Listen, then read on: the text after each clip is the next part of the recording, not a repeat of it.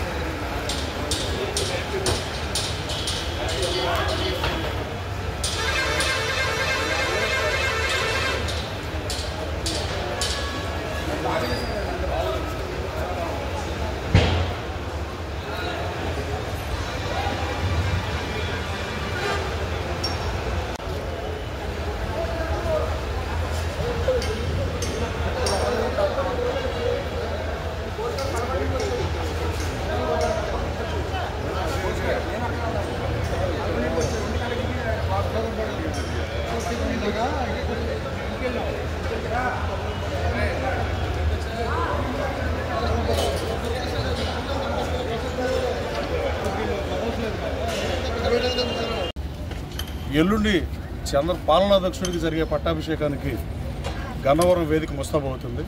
ఏర్పాట్లు బ్రహ్మాండంగా జరుగుతున్నాయి. మీరు చూస్తున్నారు, రేపు ఈవినింగ్ కల్లా అన్ని ఏర్పాట్లు కంప్లీట్ అవుతాయి. వచ్చిన అతిథులకి Telugu Desam party, Janasena party, BJP party నాయకులకి, కార్యకర్తలకి ఏ ఇబ్బందులు లేకుండా ఏర్పాట్లు జరుగుతున్నాయి. చంద్రబాబు నాయుడు గారి పట్టాభిషేకం కోసం ఈ రాష్ట్ర ప్రజలు గత 2-3 సంవత్సరాల నుంచి ఎదురు వస్తున్నారు. దానికి వేదిక గన్నవరం అవటం చాలా ఆనందంగా ఉంది. గతంలో చంద్రబాబు గారి వేదనకి, చంద్రబాబు గారి కన్నీటికి కారణం, చంద్రబాబు గారి భీషణ ప్రతిజ్ఞ శాసనసభలో చేయడం కారణం, ఆ రోజు గన్నవరం ప్రజలు ఇచ్చిన మ్యాండేట్ కారణం.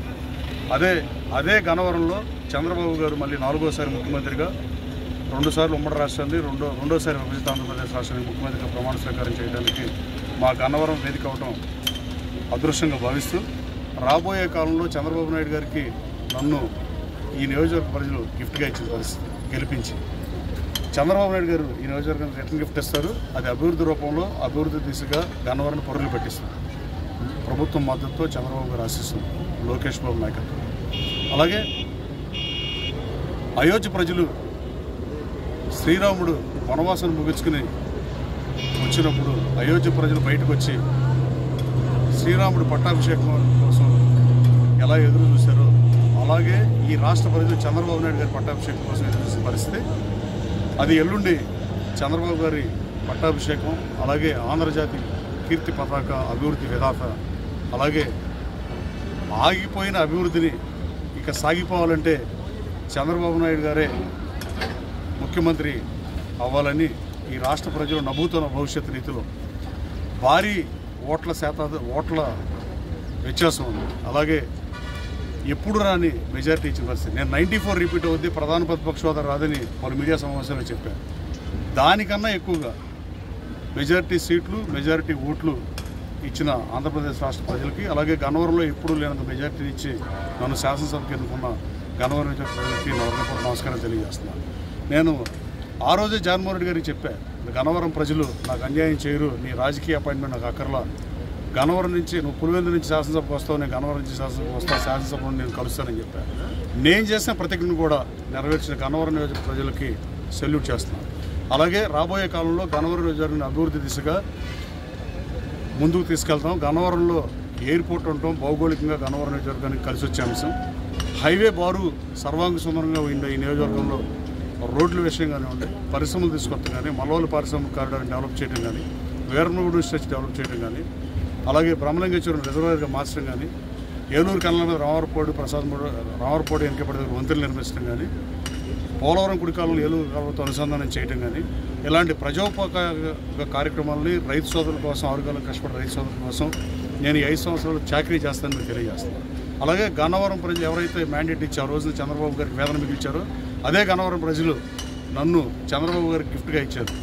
ఈ నియోజకవర్గాన్ని నేను కూడా 5 సంవత్సరాలు ఈ నియోజకవర్గ ప్రజలకి అభివృద్ధి ధ్యేయంగా, ప్రజల అవసరాలే లక్ష్యంగా వాటిని తీరుస్తాకి, ప్రజోపకార కార్యక్రమాలు చేయడానికే నా 5 సంవత్సరాల పదవీ కాలం వినియోగిస్తానని మీకు తెలియజేస్తాను. Thank you. 12వ తారీఖున మన ఎన్డీఏ కూటమి అభ్యర్థి నారా చంద్రబాబు నాయుడు గారు ప్రమాణ స్వీకారానికి ఈ యొక్క ప్రాంగణాన్ని ఇవ్వటం జరిగింది.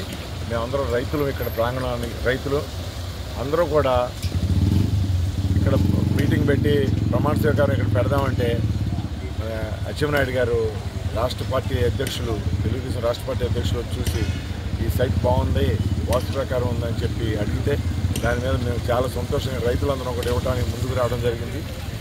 ఇక్కడ రేపు 12వ తారీఖున ప్రమాణ స్వీకారానికి మన జనసేనాని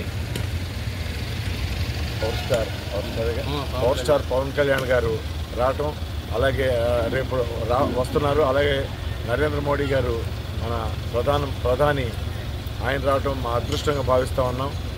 ఇక్కడ అలాగే మా ఊర్లో గన్నవరం నియోజకవర్గం కేసపల్లి గ్రామంలో ఈ యొక్క సభా వేదిక, ప్రమాణ స్వీకార వేదికని ఏర్పాటు చేసుకోవడం, అది కూడా మా యొక్క భూముల్లో పెట్టుకోవడం మేము ఇవ్వటం మేము ఒక అదృష్టంగా భావిస్తున్నాం.